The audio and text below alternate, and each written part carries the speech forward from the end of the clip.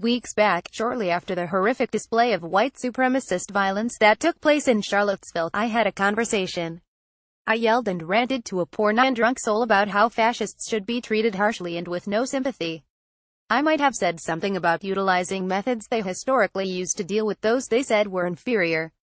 The conversation around the rise of white supremacist fascists, as exacerbated by the Trump regime, has taken a clever rhetorical turn where, instead of us speaking about the brutality and injustice and evil that these people clamor for, we out here talking about free speech. Free speech is cute and good and necessary, but when that speech advocates for the genocide of a group of people, when it turns into saying they should be subject to cruelty and oppression because of this faux biological reason and that faux biological reason, when that talk turns physical, fuck that, because we should not allow it to turn physical. We should be shutting that shit all the way the fuck down with whatever tools are at our disposal. We can't be out here allowing fascists to grow, giving them platforms to spread their dangerous Yakubian ideologies. Because when we do, really bad things happen to people. Haile Selassie, Emperor of Ethiopia, in his study at the palace via Wikimedia in 1936, the King of Ethiopia was in Geneva waiting to speak in front of the League of Nations, an international organization that was the precursor to the United Nations. Standing somewhere between 52 and 54 and sporting a short afro, the king of the then feudal empire of Ethiopia made his way to the podium. He readied himself to make a solemnly impassioned plea to the gathered body to aid his country against an invasion from Mussolini's fascist Italy. A group of fascist Italian journalists waited for the emperor to touch the stage. During the onslaught of European colonialism known as the Scramble for Africa, Italy failed to colonize Ethiopia, eventually being beaten back by Emperor Menelik II's forces at the decisive Battle of Adwa in 1896. With the help of the fellow Orthodox Christian nation of Russia, who sent advisors and weapons, and diplomatic support from France and Great Britain, Ethiopia retained its independence, making it the only country in Africa to do so. Defeated and demoralized, a stain on their twisted imperialistic European hubris, Italy would try again to take and rule Ethiopia in the 20th century under the leadership of Benito Mussolini and his newly established and armed ideology of fascism. Benito Mussolini inspecting troops during the Second Abyssinian War, via Wikimedia in 1930. In violation of the Italo-Ethiopian Treaty of 1928, Italy constructed a fort in Ethiopian territory, near the Italian-Somaliland border. Ethiopia protested the incursion. Tensions grew and a fight between the two sides erupted, taking the lives of around 110 Ethiopians and 3,050 Italians and Somalis.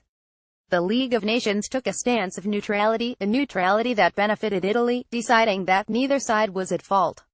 Hoping to keep alive the possibility of Italy as an ally against the growing threat of Germany, France and the UK did not condemn the Italians.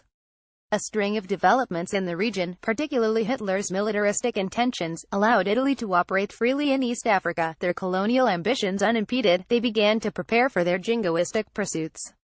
It was a green light for the fascists to begin a massive military buildup on the borders of Ethiopia, to finally, after the embarrassment of defeat in the 19th century, take what they believed to be rightfully theirs: Ethiopia. Ethiopian Army 1935 via Wikimedia. With an Italian invasion imminent, Selassie readied the army of the Ethiopian Empire, a force of around 500,000 poorly armed soldiers, many carrying just swords and spears.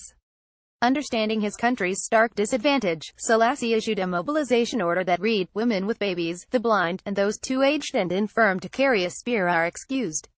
Everyone else was to head to Addis Ababa to defend the country. Anyone found at home after receiving this order will be hanged."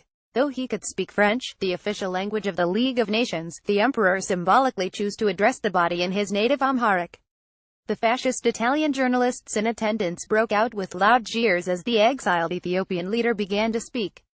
Pandemonium ensued. The fascists were eventually removed by police, order restored. The emperor then began again. "I, Haile Selassie I, Emperor of Ethiopia, am here today to claim that justice which is due to my people, and the assistance promised to it 8 months ago, when 50 nations asserted that aggression had been committed in violation of international treaties." With no official declaration of war, Italian General Emilio de Bono crossed the Marab River into Ethiopia from Eritrea in the early morning hours of October 3, 1935.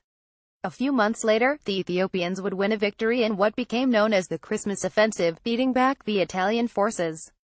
The defeat brought about the introduction of chemical warfare into the conflict. The Ethiopian offensive was eventually halted and rain of poisonous gas devastated Ethiopia and its population. The emperor continued. The very refinement of barbarism consisted in carrying ravage and terror into the most densely populated parts of the territory, the points farthest removed from the scene of hostilities. The object was to scatter fear and death over a great part of the Ethiopian territory. These fearful tactics succeeded. Men and animals succumbed. The deadly rain that fell from the aircraft made all those whom it touched fly shrieking with pain. All those who drank the poisoned water or ate the infected food also succumbed in dreadful suffering. In tens of thousands, the victims of the Italian mustard gas fell. It is in order to denounce to the civilized world the tortures inflicted upon the Ethiopian people that I resolved to come to Geneva. Haile Selassie and Jerusalem. Via Wikimedia. The much larger country of Italy would be successful in their conquest, occupying Ethiopia from the end of the colonial war in May 5, 1936 until their defeat in WW2 during the East African Campaign in 1941. A diverse range of allied forces from the British Empire, in addition to Ethiopian irregulars, the Free French and others participated in the campaign against the Axis power. At the war's end, hundreds of thousands of civilians and combatants were killed or wounded. Spain, who in 1936 erupted into a civil war after a group of conservatives known as the Nationalists orchestrated a coup against the democratically elected left-leaning government, along with Ethiopia, became the first arenas of large-scale war against the authoritarian ideology of fascism. With the large Western powers that would come to form, the Allied forces refusing to take decisive and concrete action to help the socialist, communist, and anarchist units that made up the Spanish Republicans or the Black African Ethiopians, the European fascist movement grew emboldened and stronger, expanding their fascist atrocities from Ethiopia and Spain further into Europe and the world, a conflict that would develop into the catastrophic loss of life that was WW2. As he wound down the speech, Selassie asked the assembly, "What measures do you intend to take?" As he walked away from the stage, he has been reported to have said, "It is us today. It will be you tomorrow." Comments.